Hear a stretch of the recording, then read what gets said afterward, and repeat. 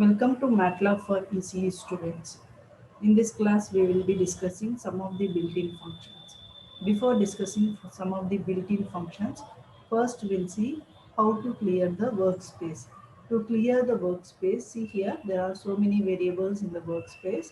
So we want to clear the variables in the workspace. To clear the variables in the workspace, you have to type clear all.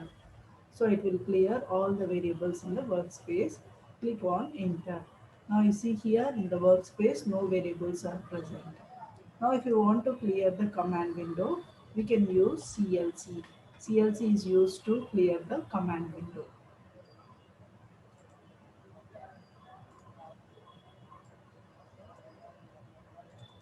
So to increase the font size, here we can go for preferences where here we have a font.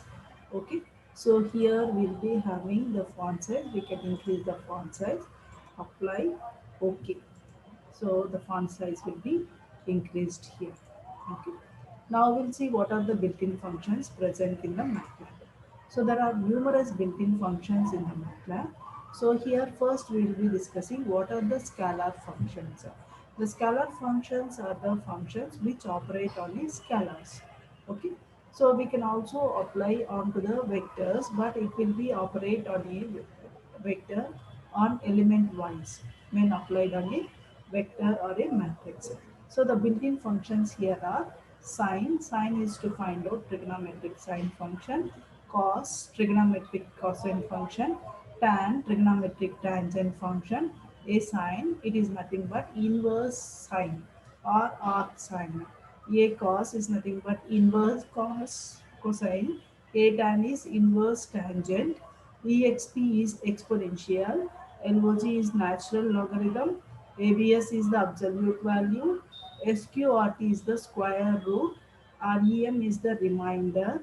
Round, this is the keyword we use to round the any integer, any decimal value to nearest integer. Floor is used to round towards negative infinity, whereas sale is used to round towards positive infinity. So here in the MATLAB, the values whatever we are giving to the trigonometric function should be given in the form of radians. Okay. So that is why we have to see here trigonometric functions takes as inputs as radians. Okay. So here we will be using the pi in the place of pi. What is the pi value is 3.1415. Okay. Now we'll see how will be executing in the MATLAB. So just now we have discussed that sine is the built-in keyword. Okay, sine of pi by 2. Sine pi by 2 value is 1. No? So we'll be getting value 1. Similarly, cos of pi by 2. So cos of pi by 2 value is 0. But in the MATLAB, we will not get 0 because see here, we will not get 0 because we will be getting answers in the scientific notation form. That is why the value is very close to 0. So what is the value we got here? It is 6.124 into 10 power minus 17. It is almost very close to 0. Okay. So like that pi will be used here. Okay. Now we'll discuss how to use the keyword rem. So rem is nothing but the reminder. Rem is the keyword that gives you the reminder. Okay. So here we have to give what is the mm, numerator and what is the denominator. Okay, so it will give you what is the remainder. The remainder is 0. For example, if you give here 15 comma 4. Okay, so can you tell me what is the remainder will get? Is the 3. Okay, so because 15 threes are 12, so the remainder is 3. Now what are the other built-in functions here we have? The other built-in functions we have here is, okay, absolute value or absolute value. So absolute value is used to find out the absolute value of the complex numbers. Okay, if any complex number is given, for example, it is 2 plus, so imaginary part will be denoted with I, 2 plus 3i. Okay, so that is a complex number. Okay, so here we'll see here 2 plus 3i we get. Okay, So it is 2 plus 3i. Okay.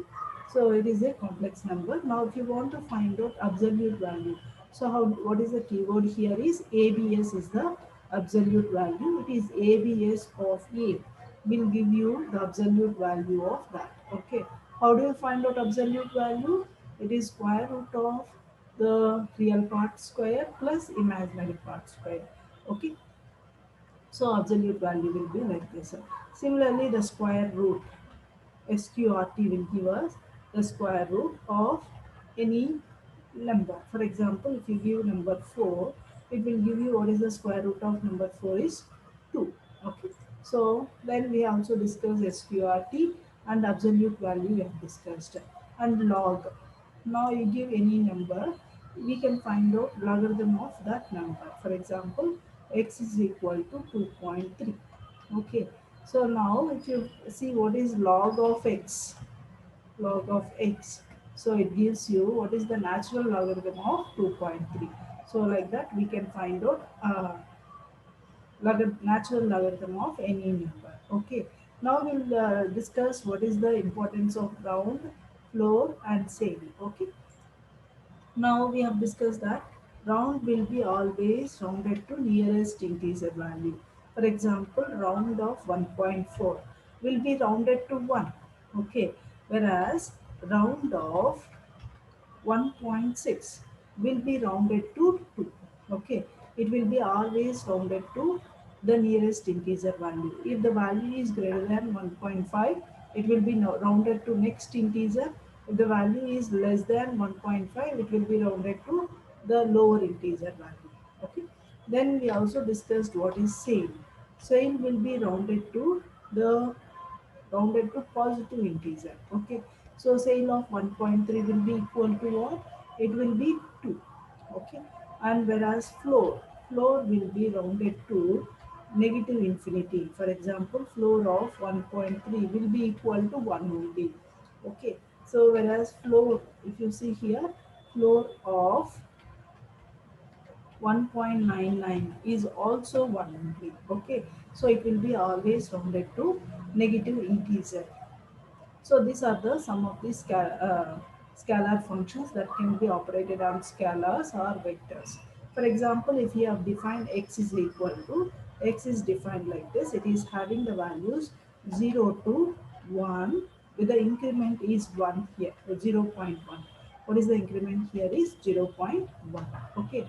Now, so just click on enter, we will be getting the values from 0 to 1. What is the increment here is 0 0.1. Now we can use exp to find out, say here this will assign to some other variable y. So exp of x, what it will do? It will find out the exponential of each and every entity here, exp e power 0, e power 0 0.1, e power 0 0.2, e power 0 0.3 like that. The operation will be executed on each and every element in that vector. Okay.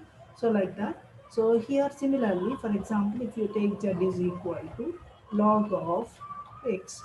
Okay. So our operation will be performed on each and every value of entity of x. Okay. Similarly, we can find out some other variable like sine of x.